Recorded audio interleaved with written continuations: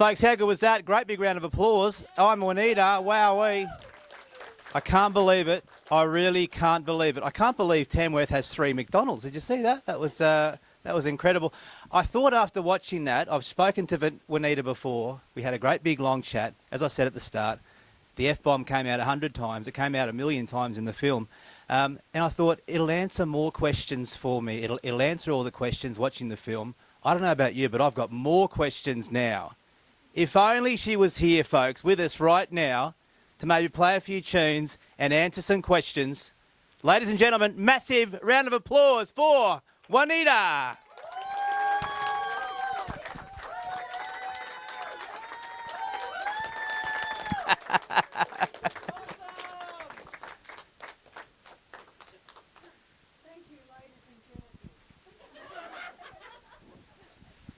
Thank you, everyone. Thank you so much.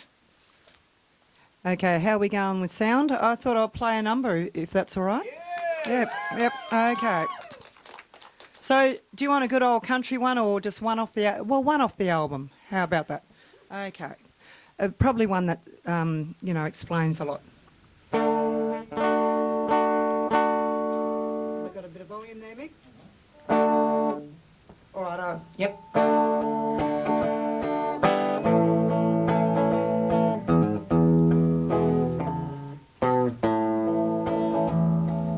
If you think I'm shallow, then you're out of your depth.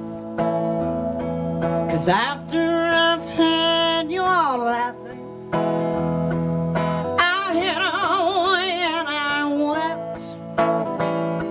You're only as sick as your secrets. What's a temperature of truth?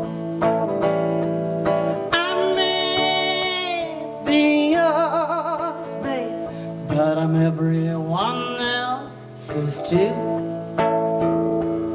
You don't know someone till you know what they want.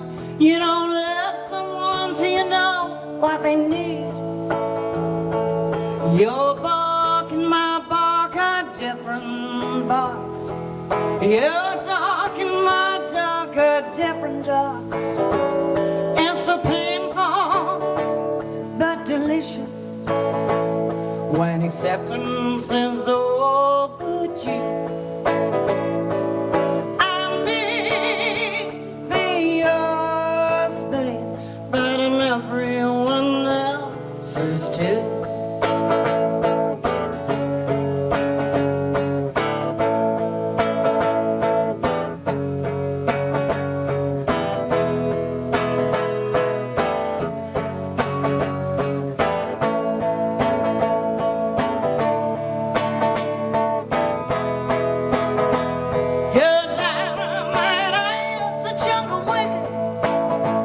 But then I guess I thought you all knew. I may be yours, babe, but I'm everyone else's too. You think I work so hard at pretending to be me that I somehow forgot about you? Definitely not.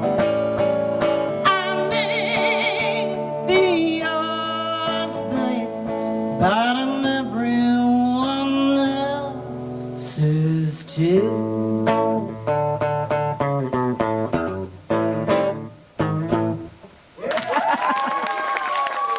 Thank you, gorgeous. Thank you. Thank you. Oh, beautiful. All right, here we go. The nitty-gritty. Serious stuff. Oh, yeah, bloody hell. There's me water. Water these days. Bloody hell.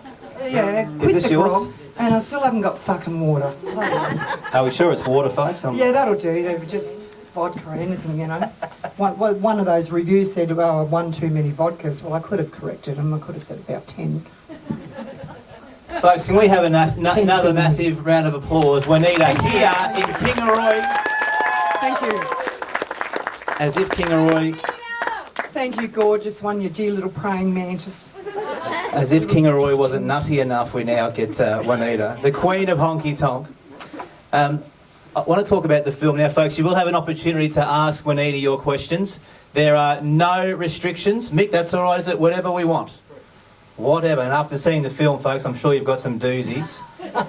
But I'm interested, Wanita, when you first saw the finished product, Yep. your thoughts? Absolute fucking nervous breakdown, and that's why I have to sit in the back room. I can't watch it, because one thing that's becoming more and more apparent is that I'm very appreciative for, and I've got to thank you for this, is that I'm obtaining acceptance after a lot of rejection all my life over allowing myself to be filmed during the most vulnerable period of my life. And if that can teach people to just accept their own integrity irrespective of what it is and just be honest. I don't expect everyone to have a film made about them or to be that blatant about it, but someone had to do it, so I done it. But the thing is, I can't watch it. Yeah, and particularly the end. My husband ended his life last year, just before everything was taking off. You know, he knew what was happening. He set me free. There was no other option. I had an obligation to the world. He just couldn't live without me. When I know with films, a lot of creative editing can go on. Yep. When you watched it back, is there anything you went, well, that was bullshit, that didn't happen like that? The Sun studio session, I sat in that studio pristine for a couple of hours. I knew the band hired for the job were just sort of inexperienced, and the guitar player was almost suicidal. I had to be called back in to talk to him. Because he said they didn't tell me that it was going to be someone like you. I assume he means someone, you know, experienced or good or great or whatever from his perspective. And you know, there was people out the front, you know, smoking joints and doing different things, and it was well past a couple of hours into that studio, session where I just thought, fuck it, I'm going to requisition for the United States Cavalry the rest of this Jack Daniels or whatever it was. And I sat there and I drank the lot. I thought, okay, this session is totally, it's lost. It's beyond redemption. And I think that's where I lost a bit of heart through the 80s too, when I heard that pop music. I thought, I'm buggered before I start. The genre that I do, what I want to do, this is going to be hardcore. The rest of my life is just going to be a deliberation.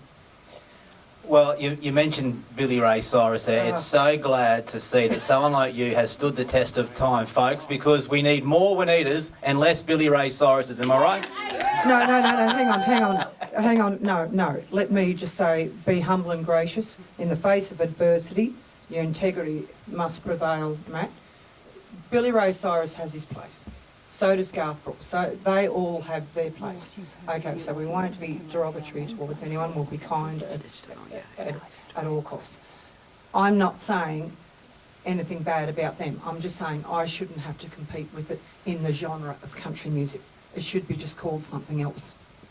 Sure. And so should Johnny Cash or any of them. They shouldn't have to compete with that on a world stage. If something is good enough, it doesn't need fixing. And good country music, roots music of any genre, has its initial integrities, and okay, things modernise, things change, but when you totally shift from the core guts of something and make it something else, and then people that are still left standing, disemboweling themselves, trying to emulate that traditional essence of what they're after, that's pretty fucking hard. And I knew when I was about 14 and I saw that I had my odds stacked against me, but here I am, you know, and a lot of people like me, you know. They certainly do. Yeah. I have a question that's I saw it and couldn't believe it. Archer. Who loved Archer, by the way? How good is that? What a superstar. He is divine. He is a prophetic genius, that man, and I mean it. He is a prophetic genius. And he said it himself, he got you. Not many people get you, but he got you. Well, I think now that, yes, prior to the film, he got me, he got it. I think, and I hope and I trust with you all sitting here, whether it's that you want to hear me say profusely the F word in succession or you're absolutely intrigued. This is educational. It's educational for me, and I think as we go along, more people are getting it. I'm just a purist, a purist that is autistic, you know, that has, well, it says it all, you know, that has used alcohol to self-medicate and just tried to help a lot of people. You know, it's pretty simple.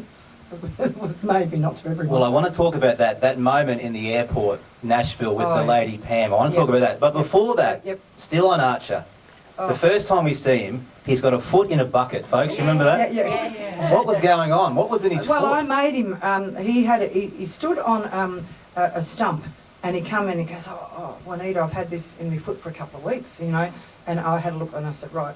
So I got, what's that, not betadine, is it? And salt water. And I made it as hot as fucking possible. I said, you don't move, young man, until, you know, I say. And he's going, oh, like this. And we're singing away, having a jam session. A few people are on the piss, including me, you know. And then I thought, oh, shit, okay, I better check his foot. And then just as he lifted it out, he gave it a squeeze and the whole thing come out. And it had been plaguing him. He went to the doctors. They said, oh, this, that, wrapped it up. They didn't know there was something in there, but I did.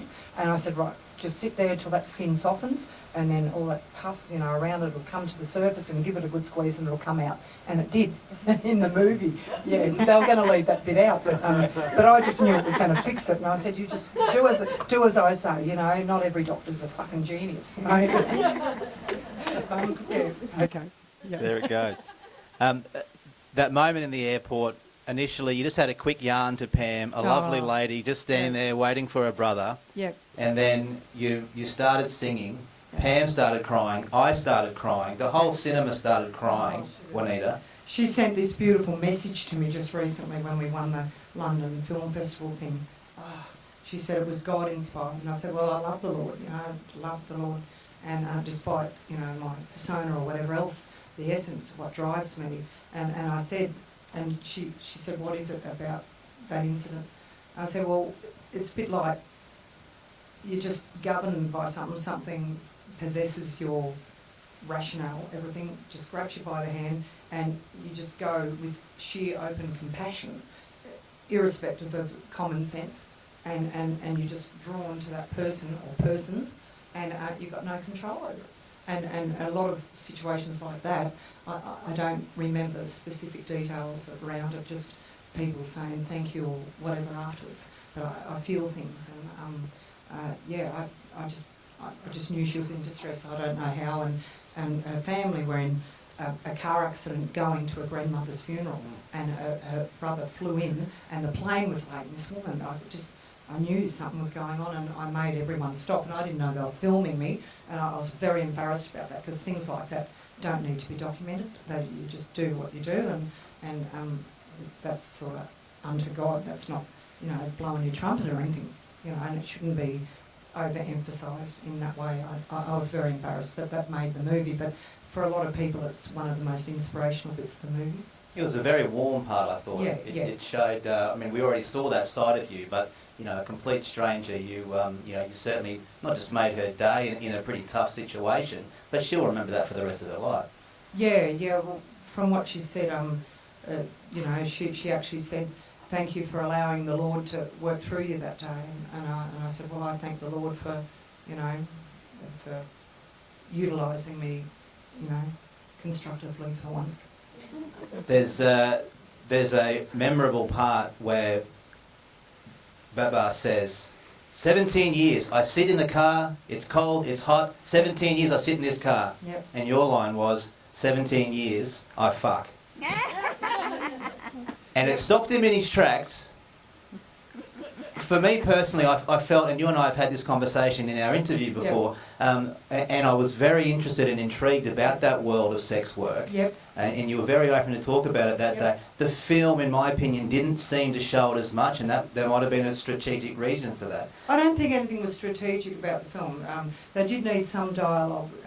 They needed something legible, so they did focus a lot on that portion of my life leading up to America, which formed and transpired in 2018 whilst everyone was there anyway, so nothing was fabricated.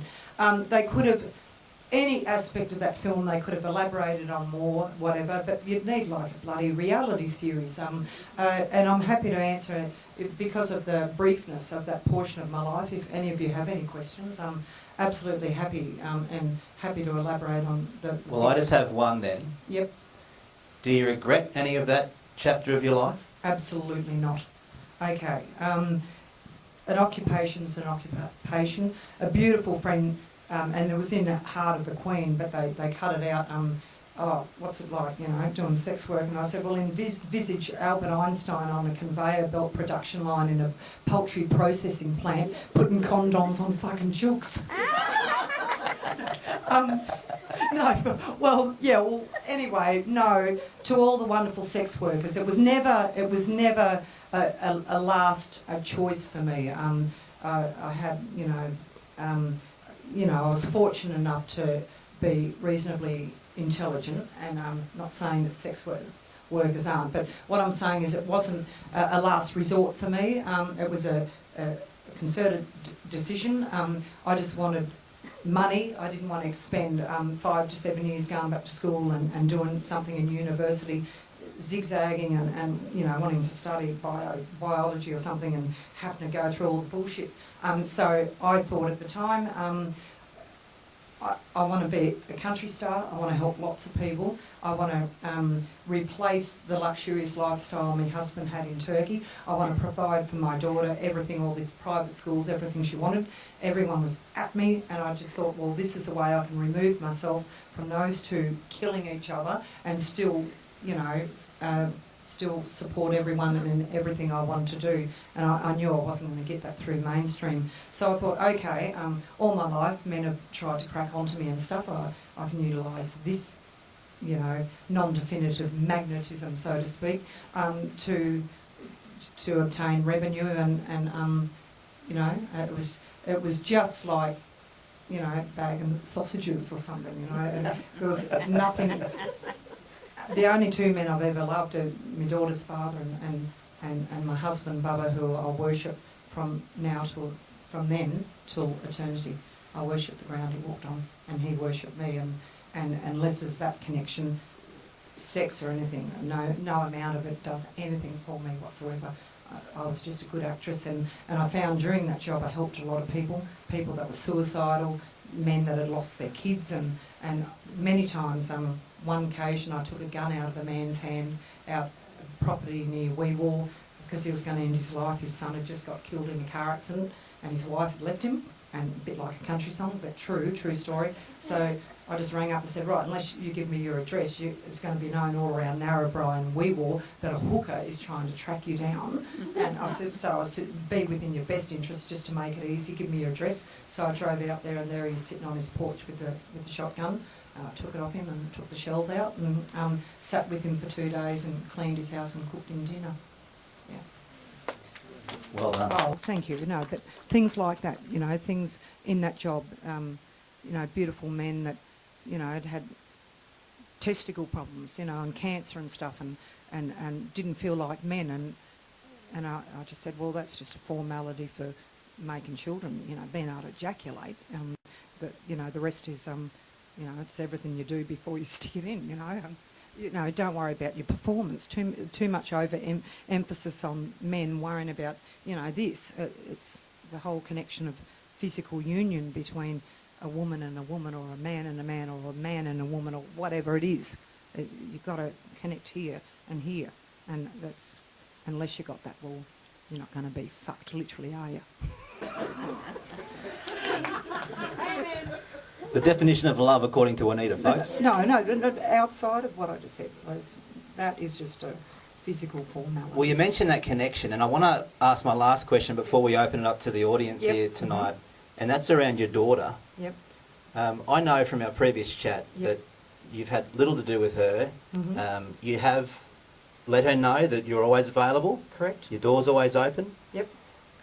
What I got from the film is that connection, that communication hasn't happened yet. No. Still to this day? There's been snippets of where we've tried to reinstigate things. It's just too hard for her. She's a very sort of straight, normal, beautiful, and I'm, person, and I'm eccentric and out there and vivacious and everything that's going on with the movie and the recording and that.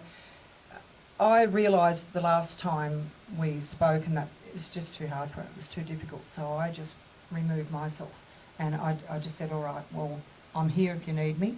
I just know it's going to be easier for her just to let her be, let her live a life, let her raise her children, because she'll always be expecting something more, something different from me. By the way, she was never neglected, right down to every ounce of food being organic and self-pureed. I never fed her a bottle of anything. She went straight from milk to milk, breast milk to milk, not formula or none of this Heinz baby food, anything like that. And she was provided in luxurious, immaculate care with beautiful, trusted people whenever I was playing music or whatever, which was very little when she was a young child. There's a song I wrote called Ellie Mae's Lullaby, and it's got a line in it, something changed that day for good when it cracked your mind. And that's when because I concealed the decline of her father and my relationship so well because I worshipped him. I didn't love him like Bubba, but I respected him so much, and him being quite a prominent musician, and being older than me, I was not going to put him down in any way, so I literally did not let on to anyone that our relationship was almost at an end.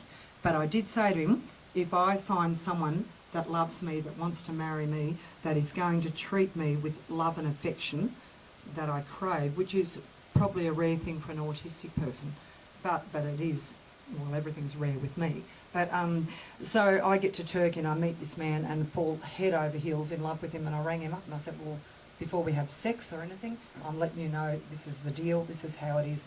And then that devastated my daughter, it devastated a lot of people in the music industry, and it did give people an inaccurate assessment of my integrity for a long time. Well, at least I thought it did, particularly with my daughter. She just got it wrong. All right, we'll open it up to the audience. Yep. I've just got one more. It's a one-word answer, yes or no. Yep. Did you ever meet Loretta Lynn? No. No. Not likely. She's 86 or something. I think the laws of mortality are a bit stacked against us. Well, we have a massive surprise for you this afternoon, Wanita. Loretta, no. I'm joking, of course. Folks, over to you. A question for Wanita? Yes, my love. Krista. Krista. So, Krista, it was that Tina thing before. Give me a break.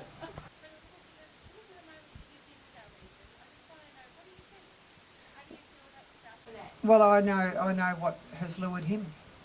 Absolutely, I know what the appeal is. Like the people I've met today, just early on with the photo shoot at the Peanut and the vibe, and I'm getting, this vibe of all of you. And well, one of the earliest things was Matt Collins, after that podcast. I didn't know till a day ago that it was him that was going to, interview me here, and I thought, oh shit, I hope he didn't think I was too vulgar or something, Maybe he needs a vulgatised. Oh, you've got a vulgatised t-shirt, haven't you? I do. Anyway, the people, and the essence of community, and I don't know if it's just the vibe I'm getting from the warmth of what this movie's attracting, and the beautiful people around that, and the people that have worked their arseholes out for it, or whether it is a general across the board feeling that I have of the general of the community as a whole. But irrespective, the snippets and the impression I've got, I'll come back here anytime and do a gig. If it's just something charitable or whatever, I'll just sing for the kids or whatever. There you go. Book her in. Yep. Sheena. Sheeny. What do we need to ask Australia to accept you as an artist, given that it's taken all this time for us to get to this point, despite your talent? Okay, just look outside the circumferences of their own arseholes. No, look, neurological diversity, just to be a little bit outside of the mental health system, be a bit more accepting. You know, people are people. You know, I'm absolutely opposed to any form of racism or prejudice and dishonesty. Just accept people who they are and what they are on the day. You know, I know why they haven't accepted me. I'm no fool, you know. But now I think they're, you know, people are going to be in a position, the hierarchy of the industry, and that they're probably going to have to accept me. And I only have good intentions, you know. I'll never hurt anyone, or, you know, I've never really done anything bad, I don't think, you know.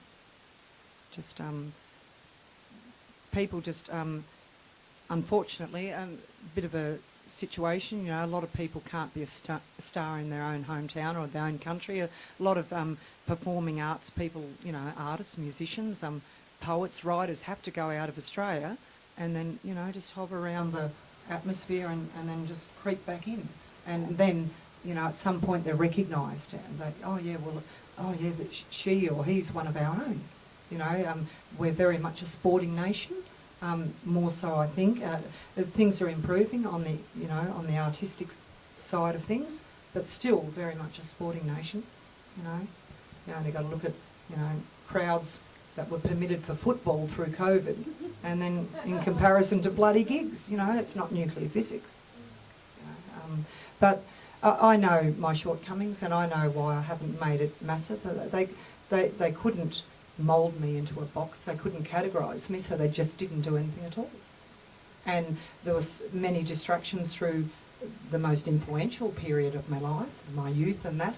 And I look at myself, I wouldn't have been ready, you know, and I wouldn't have been anywhere near vocally confident as what I am now, you know.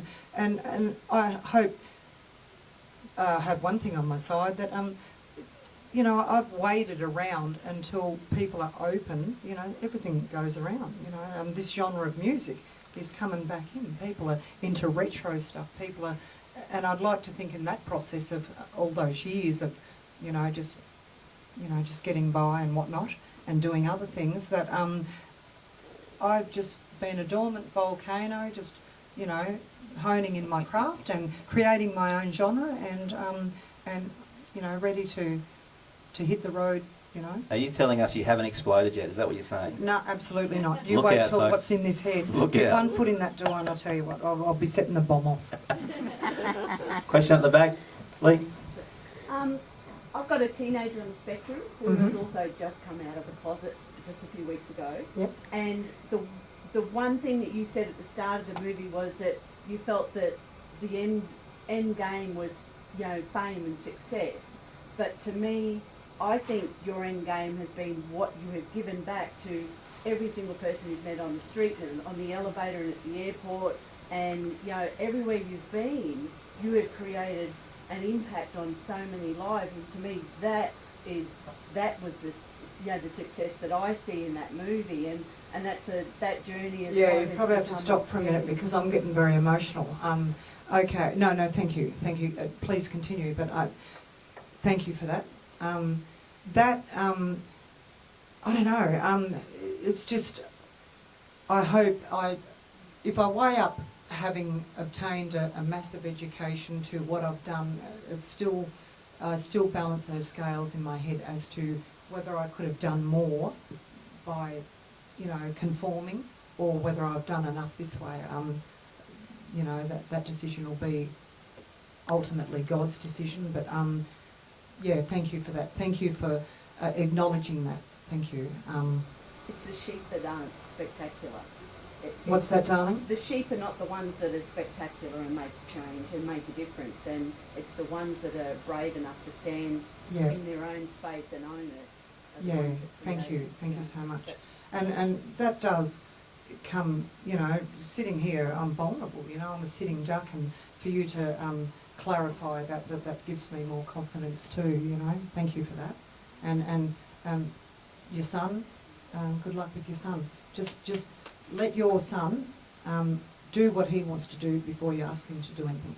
So if he wants to play with water and splash around, there was this kid at school, and I was only like about 7 or 8, and this kid, Luke, kept licking his hands and going like this all over, and he was autistic.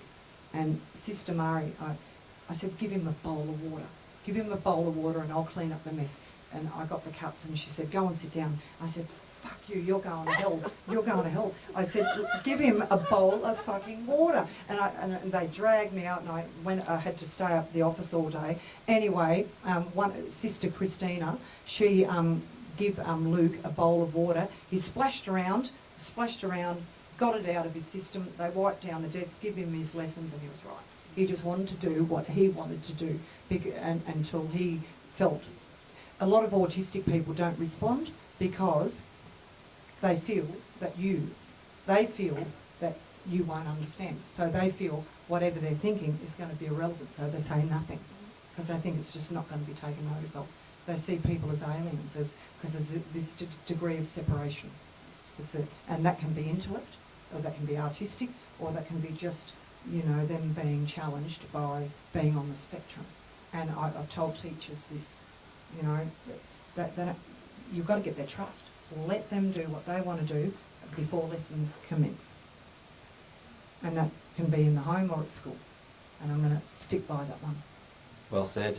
We might take one more question, folks. Just remember, a couple more songs from Wanita. Can't wait for that. But there will be an opportunity to have a chat out by the merch tent afterwards if you want to pick up a CD or one of these gorgeous shirts. And you'll do some signing too, won't you? Absolutely. Will you sign my chest? I've got it shaved. Oh, look, I'll sign your old fella. It wouldn't worry me. Has anyone got a small pen I can borrow? No, I was going to, like a concertina thing, do the letters every little second fold, and then when you get an erection, it'd be like... All right, no one needs that image. Thanks, Wanita. One more question, folks. Change the subject really quick, please. Don't finish on that. Don't finish on it. Sorry.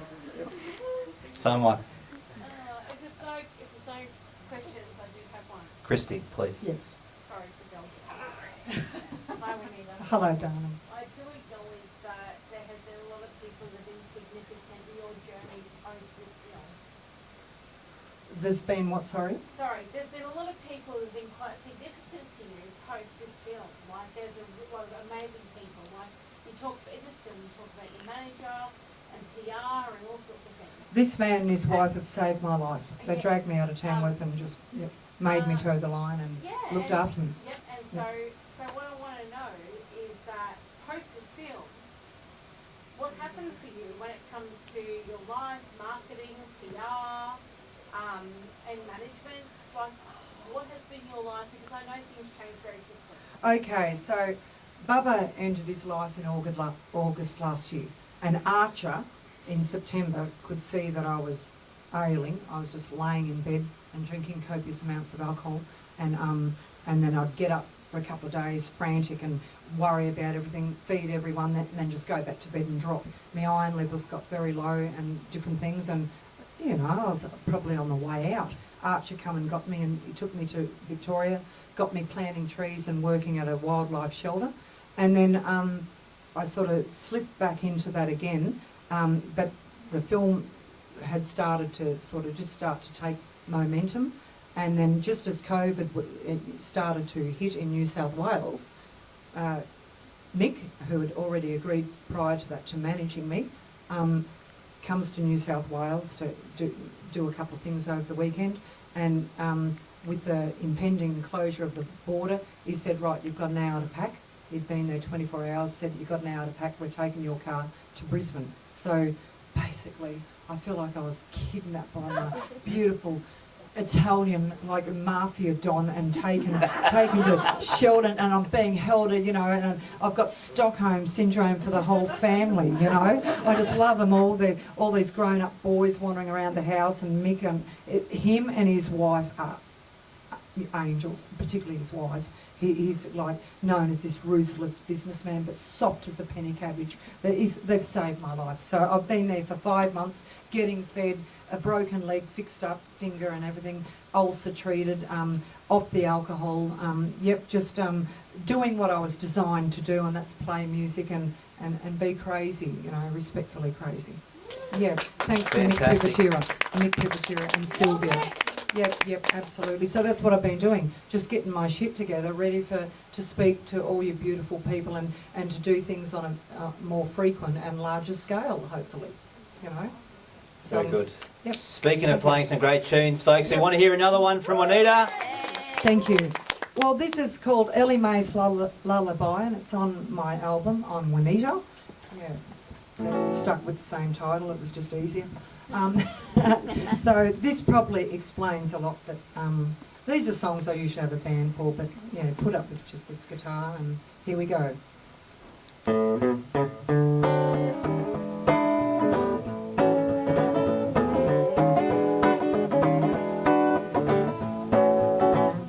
You were mine for a short but sweet bitty baby time, with the golden locks and a big blue eyes that shine. But I made a mistake when I dragged you away from dad, not thinking I'd crush the heart of my best friend. So the last few years you've walked this road alone, since a big bad wolf barged in and stole your mom. Something changed that day for good when I cracked your mind. Now I'm trapped with him in a big nice house to cry. So hush my little one and lay your pretty head, close your eyes, don't cry.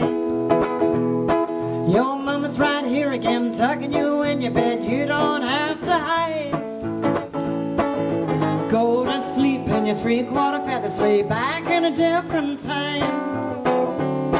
When your daddy comes in, then he will sing of all the fishes in the sea, like all the birds in the sky, like them we will fly.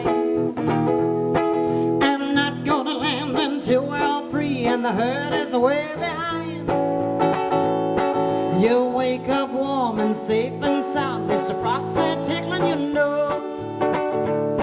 Then the sun will shine again on that sunny brook, the door to the dark will close. Now the once considered I would ever go that far, till the only thing I held was my shining star.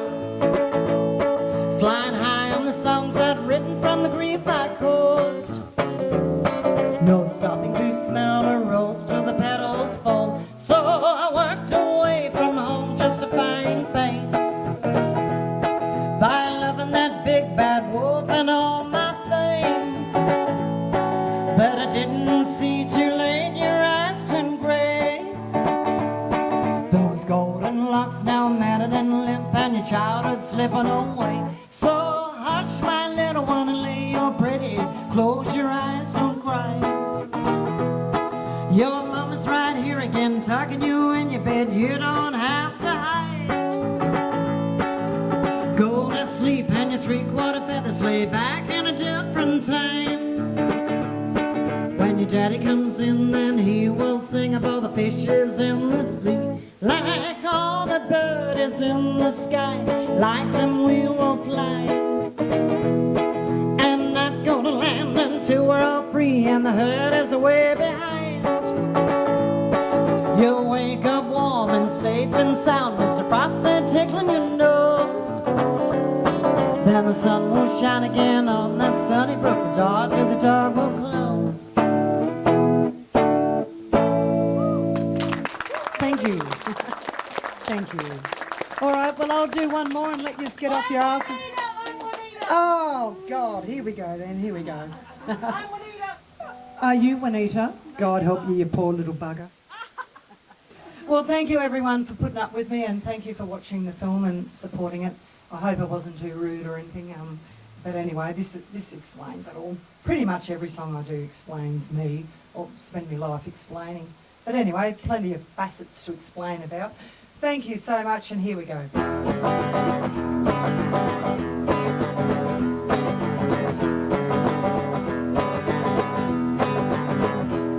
Am I a rocker or a swinger, tell you how to wear the whip, but what songs do I play? Whatever I damn will please. Am I a country blues singer or a cowboy's hot swinger? Guess I find out when I kick 'em on where it hurts.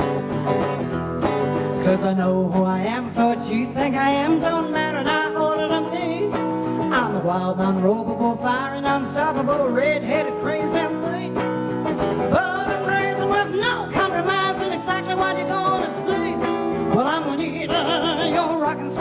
honky-tonk queen. I'm Wanita, you're a rockin', swingin' honky-tonk queen. Little folk on Chrysler, do you think I want Chrysler? Never know you know, 'cause there's some who disagree. Well, to see my heart be given to my heart's like bleeding, I'll fight to the death and defend my integrity. 'Cause I know who I am, so what you think I am don't matter, not only to me. Well, I'm a wild, unropeable, fiery, unstoppable, red-headed, praising lead.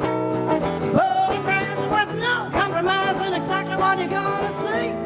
Well, I'm Wanita, you're rockin', swingin' honky-tonk queen. At the end of it all, I'm just having a ball watching all your reactions to all my antics. Well, I'm Wanita, you're rockin', swingin' honky-tonk queen. I'm Wanita, you're rockin', swingin' honky-tonk queen. Whee! And don't you forget it.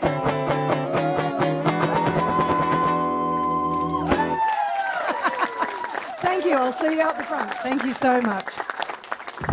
Ladies and gentlemen, Wanita, the rockin', swinging, Honky-tonk. honky-tonk queen. One more should have time, big known round of applause. Well done. Folks, she'll be at the front. CDs, posters, shirts. She'll sign anything you put in front of her, folks. Thanks so much for coming. Thanks to Mick as well. Well done, champion.